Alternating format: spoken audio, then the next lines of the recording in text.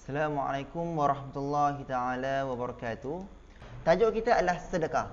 So, sedekah. Apakah itu sedekah? Sedekah ini adalah kita memberikan kita punya secara umum tuan-tuan, secara umumnya sedekah ini adalah kita memberikan benda yang baik. Kita memberikan, kita menyampaikan, kita berkongsikan benda-benda yang baik ataupun benda-benda yang boleh memberi manfaat kepada orang lain.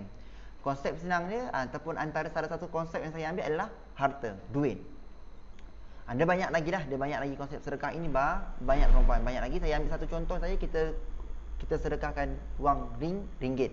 Malaysia ringgit lah. Kalau pergi negara lain dia ada dia punya nilai mata wang dia sendiri. Baik, di Malaysia adalah pakai ringgit. Katalah kita nak sedekah. Baik, golongan mana yang first kali kita perlu sedekah? Baik, first kali yang kita perlu memberikan sedekah adalah kepada diri kita sendiri. Kita jangan nak diri kita ni sempit ni. Kita nak bagi kayakan orang lain, kita nak bantu orang lain, tapi dalam keadaan diri kita teraniaya. Contohnya, kita sakit ni, kita sakit. Tapi kita kena tengok diri kita. Sebab apa? Perempuan menjaga kesihatan kita, menjaga keselamatan diri ini adalah termasuk dalam kepentingan dalam Islam. Baik perempuan, first adalah diri kita. Kita kena jaga diri kita lah.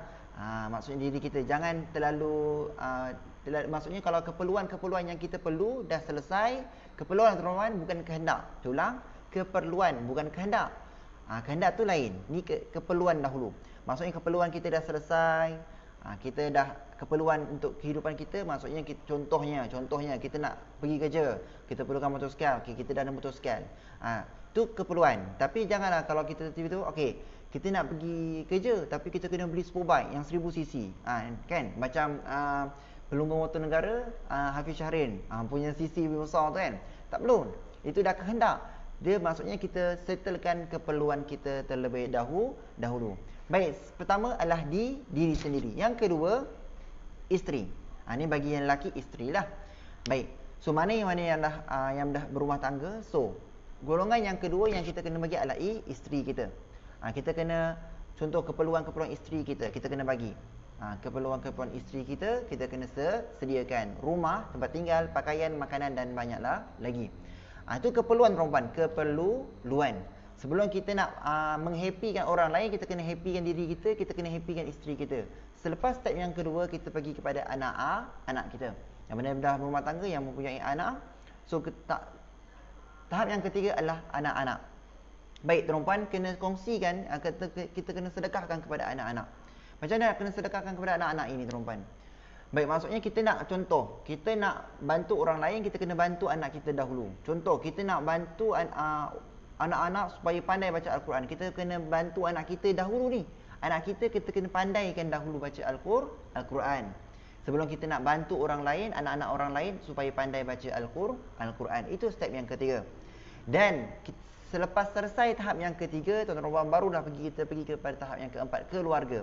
Keluarga ini tuan-tuan termasuklah kita punya ibu bapa, ibu bapa kita kena bagi. Sebab kalau perempuan ada orang kata nak kaya kena jaga ibu bapa. Tu step dia tu. Ni step dia. Settle kan, maksudnya kita berilah sebab perempuan pengorbanan ibu bapa kita ni tidak ternilai, katalah kita bagi 1 juta sebulan pun tetap tidak terbalas jasa ibu bapa kita ketika menjaga kita ketika kecil dan membesarkan kita. So, perempuan itu adalah salah satu first tahap yang keempat. Tahap yang kelima, kerabat. Kerabat ni siapa perempuan? Kerabat ini kita punya orang yang ada kaitan keluarga. Saudara mara, sepupu dan sebagainya. Dan selepas selesai semua ini barulah kita sedekah kepada orang-orang yang memerlukan. Kita sedekahkan kepada orang-orang yang memerlukan. Orang-orang yang memerlukan ni siapa perempuan? Baik. So kalau kita tengok ada orang susah. Kita tengok ada orang yang memerlukan bantuan. Selepas kita dah settlekan semua ni, barulah kita bantu orang-orang yang memerlukan pertolongan. Bukan kita main bantai ya, tidak perempuan. Kita step by step, langkah per langkah. Baik. Saya nak bacakan sedikit. Apabila orang-orang yang terdekat sudah merasa tercukup, maksudnya ni yang 1 sampai 5 ini dah rasa cukup. Maksudnya dah cukuplah keperluan dia, dah ada rumah yang selesa, bukanlah rumah yang beratapkan, bukan rumah tu ada rumah, tapi rumah tu bocor, atap bocor. Lepas tu kita nak pergi bantu orang lain supaya dapat rumah yang baik. Tidak, tu bukan step dia. So rumah kita dah selesa, rumah kita dah baik, kereta kita dah selesa, bukan kereta yang dah okey lah. Bukan kereta yang kereta lama, lepas tu kita nak bagi hadiah orang kereta baru. Diri sendiri, family kita pun belum cukup lagi kan. Tu step dia. Baik, barulah sedekah diberikan kepada orang-orang yang lain. Orang-orang yang lain lebih luas seperti masyarakat ataupun penyalur sedekah, ataupun kita nak zakat kepada orang. Kalau tuan-tuan tak tahu mana nak bagi, mana nak cari orang susah ni, mana nak cari tu, tuan-tuan boleh dah pergi kepada pusat zakat negeri. Tuan-tuan boleh pergi pusat zakat negeri, boleh bayar zakat. Boleh bayar zakat, boleh tuan-tuan nak bayar lebih pun tak apa.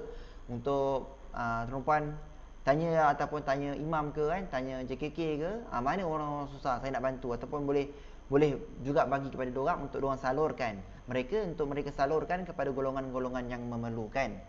Baik, seperti diriwayatkan dalam hadis Ahmad dan Muslim, Rasulullah SAW bersabda, jika salah seorang di antaramu miskin, hendaklah dimulai dengan dirinya.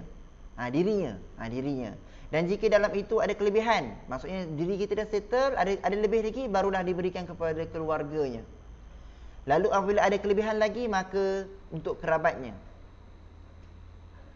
Atau sabdanya untuk yang ada hubungan keluarga dengannya. Maksudnya orang yang ada kerabat ini maksudnya adalah orang yang ada kaitan keluarga lah. Ada kaitan keluarga. Seperti yang saya maklumkan tadi, kaitan keluarga, contoh saudara mara, sepupu dan sebagainya lah, yang ada talian darah. Bahasa mudahnya begitulah. Baik. Kemudian apabila masih ada lebih, maksudnya ada lagi lebih, maksudnya masih ada lagi yang kita boleh bantu, barulah untuk dan itu apa? Ni. Dalam hadis tersebut tulis yang paling layak untuk menerima seorang adalah anaknya, keluarganya, kerabatnya. Baik, ini ada satu hadis yang lain diriwayatkan daripada hadis Abu Daud. Rasulullah SAW bersabda, bersedekahlah engkau. Seorang lelaki bertanya. Seorang lelaki ini situasi. Seorang lelaki bertanya kepada baginda Rasulullah SAW, aku punya 1 dinar. Nabi SAW cakap apa? Pergunakanlah itu untuk dirimu sendiri. First, untuk diri kita sendiri. Laki-laki itu berkata lagi, aku punya 1 dinar lagi ya Rasulullah. Nabi SAW bersabda, pergunakanlah untuk isterimu. Laki-laki itu berkata lagi, aku punya 1 dinar lagi ya Rasulullah. Rasulullah SAW bersabda, pergunakanlah untuk anak-anakmu. Laki-laki itu berkata lagi, aku masih punya 1 dinar lagi ya Rasulullah. Baginda Rasulullah SAW bersabda, pergunakanlah untuk pelayanmu. Laki-laki itu berkata lagi, aku masih punya 1 dinar lagi ya Rasulullah. Nabi SAW bersabda, terselah kepadamu, engkau lebih tahu menggunakannya. Tuan-tuan, itu step dia. Kalau kita ada sedekah, kita kena utamakan yang lebih berhak. Tuan-tuan, tuan-tuan, amalan bersedekah ni sangat-sangat bagus, sangat-sangat dimuliakan, sangat-sangat digalakkan tuan-tuan. Maka konsisten dalam amal sedekah. Tak dapat banyak, dapat sedikit pun tidak mengapa. Tetapi golongan mana yang kita perlu utama? Yes, first diri kita sendiri. Kedua, isteri kita, anak-anak kita, ahli keluarga kita, kerabat-kerabat kita. Dan selepas selesai semuanya, barulah kita pergi kepada golongan-golongan yang memerlukan. Contoh kalau kita nak bagi sesiapa-siapa, itulah waktunya. Jangan kita nak terus bagi ke orang lain, diri kita, keluarga kita, anak-anak kita, isteri kita terabai.